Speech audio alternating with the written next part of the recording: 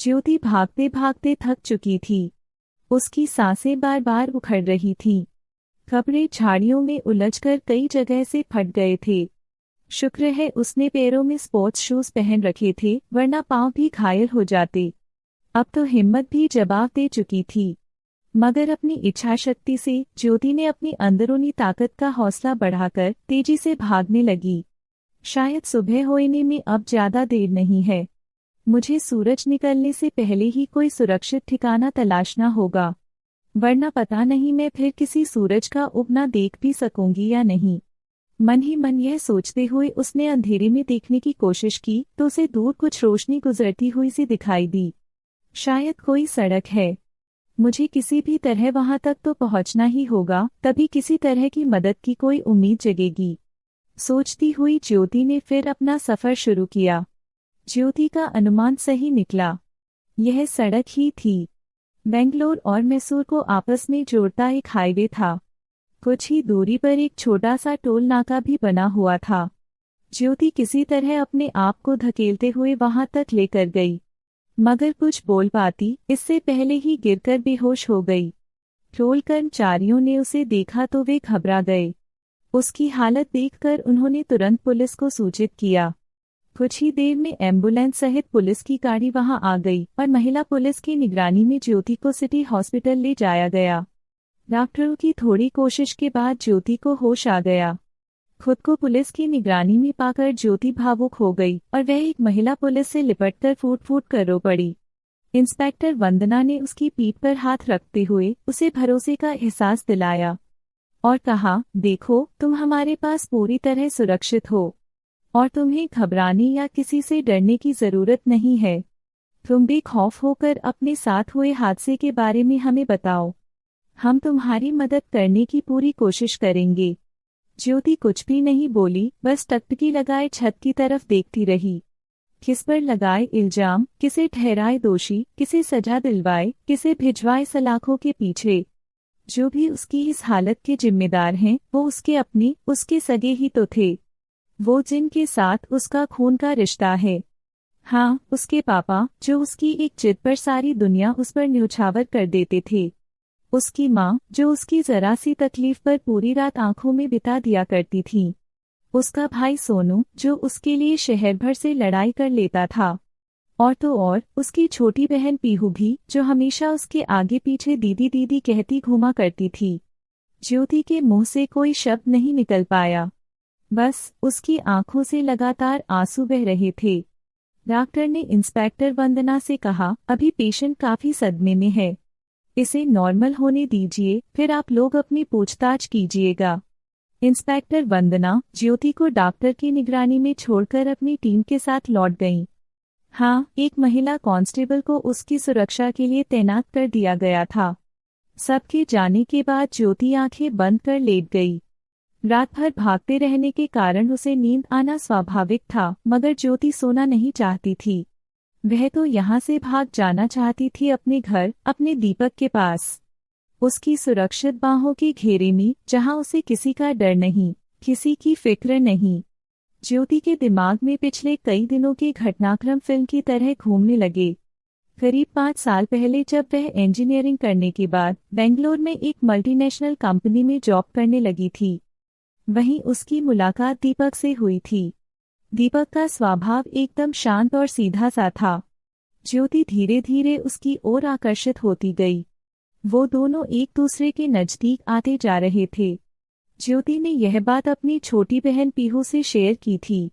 पीहू ने ही तो उसे इस रास्ते पर आगे बढ़ने का हौसला दिया था। उसने कहा था, कोई सामान्य पुरुष होता तो तुम्हारी नजदीकियों का भरपूर फायदा उठाने की कोशिश करता, मगर दीपक तुमसे एक सम्मानजनक दूरी बनाए रखता है और उसकी यही खूबी उसे सारी पुरुषों से अलग करती है।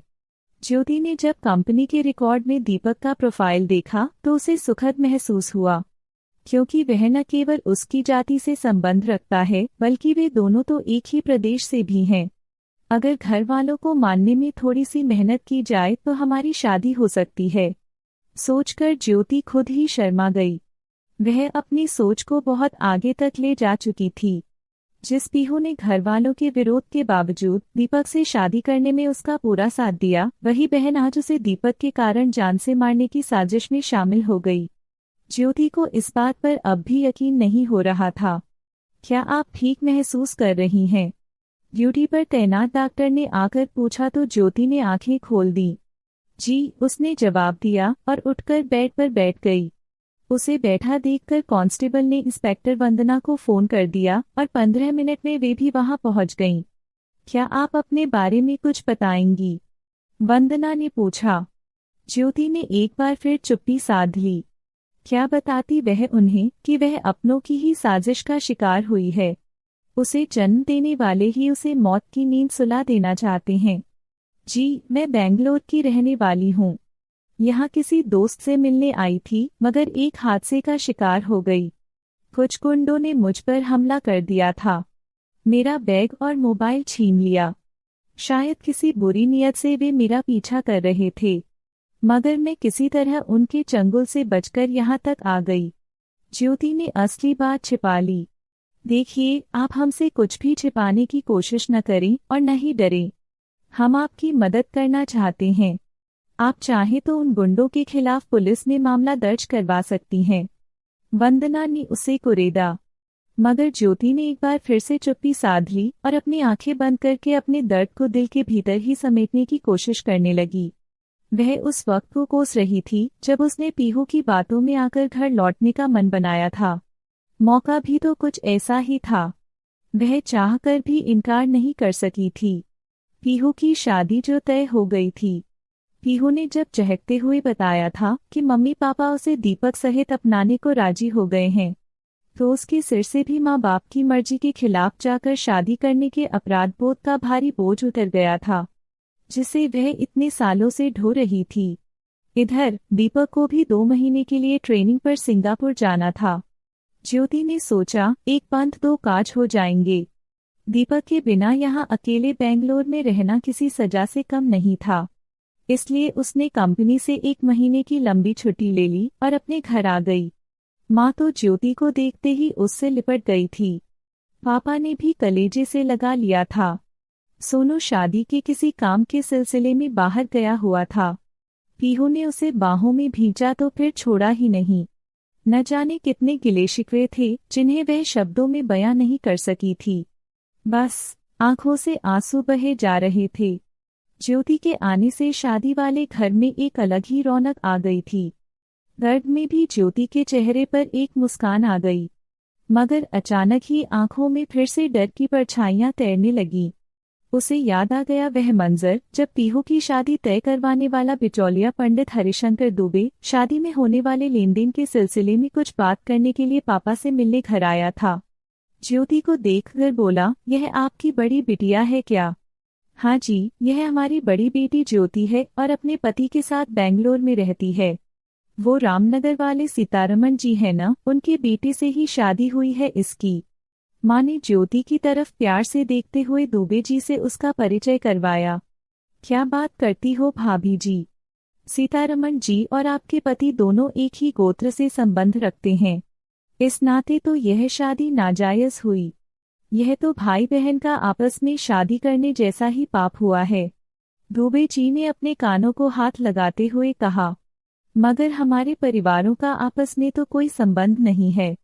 ज्योति के पापा ने अपनी सफाई देते हुए कहा, उससे क्या फर्क पड़ता है? क्या हमारे पुरखों ने शादियों में गोत्र का प्रावधान यूं ही मजाक में किया था? नहीं साहब, हम चाहे कितने भी मॉडर्न हो जाएं, लेकिन समाज की रीति तो सभी को निभानी पड़ती है। दुबे जी अब अपना यहाँ आने का मकसद भूल चुके थे और इस नई बहस में उलझ गए। पापा मम्मी ने उन्हें समझाने की बहुत कोशिश की, मगर दुबे जी ने किसी की एक न सुनी और आखिर में वे पापा से भुगतने को तैयार रहने की धमकी देते हुए चले गए। किसी अनजानी आशंका से ज्योति का मन कांप गया, और जैसा कि उसे डर था, दुबे जी तीसरे ही दिन वापस आए। उनके तेवर कुछ अलग ही थे। पापा और दुबे जी बैठक में धीरे धीरे बातें कर रहे थे, जो कि बीच बीच में तेज भी हो रही थीं। ज्योति के कान उधर ही लगे थे। उसने सुना वे कह रहे थे, पंचों की राय है कि ज्योति बिटिया की शादी को खारिज करार दिया जाए। वह पूरी पंचायत के सामने अपने पति को राखी बांधकर भाई बनाए। यह सुनते ही ज्योति के पैरों तले जमीन खिसक गई। वह सांस रोके आगे का वार्तालाप सुनने लगी। मगर यह कैसे संभव है? ज्योति की शादी को 5 साल हो चुके हैं, ऐसे में वह कैसे यह सब कर सकती है? पापा ने विरोध किया था। तो फिर आप पीहू की सगाई को टूटा हुआ समझें। आपके होने वाले समधी इस हालात में आपके साथ रिश्ता रखने के इच्छुक नहीं है। और सिर्फ वही नहीं, अब तो पीहू को कोई भी गैरतमंद आदमी अपने परिवार की बहू नहीं बनाएगा। यह भी पंचायत ने ही तय किया है। दुबे जी ने अपना दो टूक फैसला सुनाया। क्या इसके अलावा और कोई रास्ता नहीं है? पापा ने हारे खिलाड़ी की तरह हथियार डालते हुए विनती की। है क्यों नहीं, रास्ता है ना, मगर निर्णय तो आपको ही लेना पड़ेगा। हाँ, ज्योति के रहते पीहू की शादी नहीं हो सकती, यह तो तय है। दुबे जी पापा को पंचायत का फरमान सुनाकर कहकर चले गए। उस दिन घर में मातम सा पसर गया था। खाना बना तो था, मगर किसी से भी एक निवाला तक नहीं निगला गया। सब चुपचाप थे, अपने अपने विचारों में गुम। हर दिमाग में मंथन चल रहा था। न जाने कौन क्या सोच रहा था। अगली रात को अचानक ज्योति की नींद खुली तो उसने देखा कि पीहू बिस्तर पर नहीं है। शायद बाथरूम में होगी, सोचकर ज्योति उसका इंतजार करने लगी। मगर जब वह काफी देर तक नहीं आई तो ज्योति कमरे से बाहर निकल आई। पापा के बेडरूम की लाइट जलती देखकर वह उधर चल दी। अंदर से बहुत धीमी धीमी आवाजें आ रही थीं। ज्योति के अलावा पूरा परिवार वहां मौजूद था। सब किसी गहन मंत्रणा में लगे थे। ज्योति ने सुनने की कोशिश की। भाई सोनू ने कहा, समस्या की जड़ को ही खत्म कर देते हैं। न रहेगा बांस, न बजेगी बांसुरी। यह सुनते ही ज्योति कांप उठी। कभी पापा ने कहा, समाज में अपनी इज्जत के लिए मैं ऐसी कई औलादें कुर्बान कर सकता हूँ। क्या कोई और रास्ता नहीं है जिससे सांप भी मर जाए और लाठी भी न टूटे? इस बार माँ की ममता ने विरोध किया, मगर सब ने उसे सिरे से खारिज कर दिया। ज्योति समझ गई कि यह मीटिंग उसे रास्ते से हटाने के लिए हो रही है। वह चुपचाप वहां से हट गई और वापस बिस्तर पर आकर लेट गई। अब उसने अपने आप को यहाँ से सुरक्षित निकलने के बारे में सोचना शुरू किया। दीपक तो इतनी जल्दी यहाँ आ नहीं सकेगा। अपनी फ्रेंड को मैसेज कर देती हूँ ताकि वह कल किसी बहाने से आकर मुझे घर से ले जाए। आगे तो मैं संभाल लूंगी। यह सोचते हुए ज्योति ने अपने मोबाइल की तरफ हाथ बढ़ाया। मोबाइल अपनी जगह पर न पाकर ज्योति समझ गई कि किसी सोची समझी साजिश के तहत उसका संपर्क बाहर की दुनिया से काट दिया गया है। यानी कि यहाँ से निकलना इतना आसान नहीं होगा जितना वह सोच रही है। तो फिर अभी अनजान बने रहने में ही भलाई है। मुझे मौके का इंतजार करना होगा, ज्योति ने सोचा और चुपचाप लेट गई। नींद उसकी आंखों से कोसों दूर थी। कभी पीहू भी आकर बगल में लेट गई। कहाँ चली गई थी? ज्योति ने उसे टटोला। कहीं नहीं, यूं ही नींद नहीं आ रही थी तो छत पर टहल रही थी। पीहू साफ झूठ बोल गई। ज्योति सारे घटनाक्रम से अनजान बने रहने का नाटक करती हुई घर की सारी गतिविधियों पर पैनी नजर रखे हुए थी। उसने अपने मोबाइल के बारे में भी सबसे पूछताछ की, मगर किसी ने भी कोई संतोषजनक जवाब नहीं दिया। आज ज्योति को वह मौका मिल ही गया जिसकी उसे तलाश थी। वह इसे किसी भी कीमत पर खोना नहीं चाहती थी। माँ तो पापा को लेकर अपने मायके गई हुई थी शादी का निमंत्रण देने, और सोनू गया था शादी के लिए कुछ पैसों का इंतजाम करने पापा के दोस्त के यहाँ। सभी लोग कल दोपहर तक ही आने वाले थे। घर में वह और पीहू ही थे। ज्योति ने अपने सारे रुपए और गहने पर्स में डाले और पर्स को सिरहाने छिपाकर रख लिया। उसने अपने स्पोर्ट्स शूज भी सुरक्षित रख लिए। रात को पीहू ने घर के मुख्य दरवाजे पर ताला लगा दिया और चाबी अपनी तकिया के नीचे रख ली।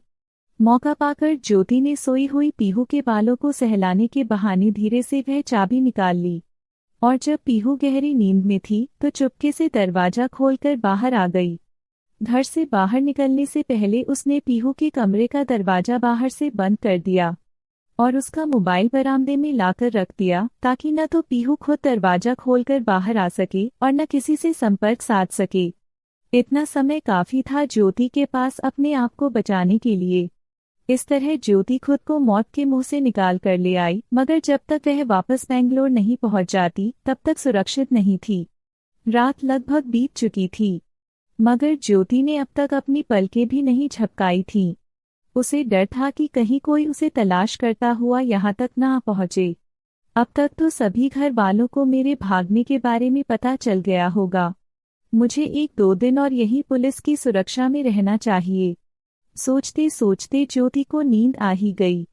सुबह जब उसकी आँख खुली तो सूरज सिर पर चढ़ आया था। डॉक्टर सुबह के राउंड पर आ गई थी। ज्योति को देखकर मुस्कराई और उसकी तबीयत के बारे में पूछा। तभी इंस्पेक्टर वंदना भी आ गईं और उन्होंने ज्योति का हाथ अपने हाथ में लेकर एक बार फिर से सहानुभूति से पूछताछ शुरू की। ज्योति ने भी अब सहयोग करने की सोच ली थी। उसने पूरी बात इंस्पेक्टर को बताकर अनुरोध किया और कहा, मुझे अपने घर वालों से जान का खतरा है। मेरे पति 1 सप्ताह बाद इंडिया आएंगे, तब तक मुझे सुरक्षा उपलब्ध करवाएं। मगर मैं किसी के खिलाफ कोई केस दर्ज नहीं करवाना चाहती। इंस्पेक्टर वंदना मानवता के नाते उसे अपने साथ अपने घर ले गईं। ज्योति ने फोन पर दीपक से संपर्क साधा और उसे पूरी घटना की जानकारी दी। सप्ताह भर बाद दीपक आकर ज्योति को साथ ले गया। ज्योति अब तक भी डर के साए में ही थी। दीपक ने अपने पापा को फोन करके पूरे घटनाक्रम का ब्यौरा दिया और ज्योति के खिलाफ रची गई ऑनर किलिंग की साजिश के बारे में भी उन्हें बताया। सुनते ही पापा भड़क उठे, बोले, हद हो गई। किस आदम युग में जी रहे हैं लोग आज भी। लेकिन तुम लोग फिक्र मत करो, मैं ज्योति के पापा से मिलकर उन्हें समझाने की कोशिश करता हूँ। मुझे विश्वास है कि कोई न कोई रास्ता जरूर निकलेगा। फिर एक दिन दीपक के पापा सीतारमण जी पत्नी संग ज्योति के पापा से मिलने उनके घर गए। उनका परिचय जानने के बाद ज्योति के पापा सकपका गए। उन्हें समझ नहीं आ रहा था कि वे उनका सामना कैसे करें। दरअसल वे लोग अब भी इसी गलतफहमी में थे कि ज्योति घर से भागकर कहीं चली गई है और उसके ससुराल वाले उसे ढूंढते हुए यहाँ तक आए हैं। लेकिन जब उन्हें पता चला कि ज्योति सही सलामत अपने पति के पास पहुँच गई है तो उन्होंने भी राहत की सांस ली। सीतारमण जी के कुछ कहने से पहले ही ज्योति के पापा ने अपने किए पर शर्मिंदा होकर उनसे माफ़ी मांग ली और अपनी दकियानूसी सोच को त्याग कर ज्योति और दीपक को आदर के साथ घर लाने की बात कही। मगर ऐसा करने से अगर पीहू का रिश्ता टूट गया तो सीतारमण जी ने एक बार फिर उनका मन टटोलने की कोशिश की। टूटता है तो टूट जाए, मगर मैं अब एक बेटी का घर बसाने के लिए दूसरी बेटी का बसा बसाया घर नहीं उजाड़ सकता। यह बात मेरी मोटी बुद्धि में बहुत अच्छी तरह से आ गई है, ज्योति के पापा ने कहा तो सीतारमण जी ने उन्हें गले लगा लिया। ज्योति की माँ ने आंसू पोंछते हुए मेहमानों के लिए चाय नाश्ते का इंतजाम करने अंदर चली गईं। लेकिन उस दिन के बाद ज्योति ने कभी उस घर में पैर न रखने का फैसला कर लिया था। जो माता पिता उसे मार डालने को तैयार हों, उनके किसी वादे का वह भरोसा नहीं कर सकती। न जाने कब कौन पंडा या दुबे जी टपक पड़े, न जाने कब कौन सा सरपंच आ धमके। धन्यवाद दोस्तों, अगर कहानी का ये वीडियो आपको पसंद आया तो वीडियो को लाइक करें और चैनल को सब्सक्राइब करना ना भूलें। यह वीडियो केवल मनोरंजन के लिए काल्पनिक कहानी द्वारा बनाया गया है। इसके सभी पात्र काल्पनिक है और इसका किसी भी जीवित अथवा मृत व्यक्ति से कोई संबंध नहीं है। अगर किसी की कहानी इससे मिलती है तो वो बस एक संयोग मात्र है। किसी भी व्यक्ति, धर्म अथवा जाति को ठेस पहुंचाना इसका उद्देश्य नहीं है।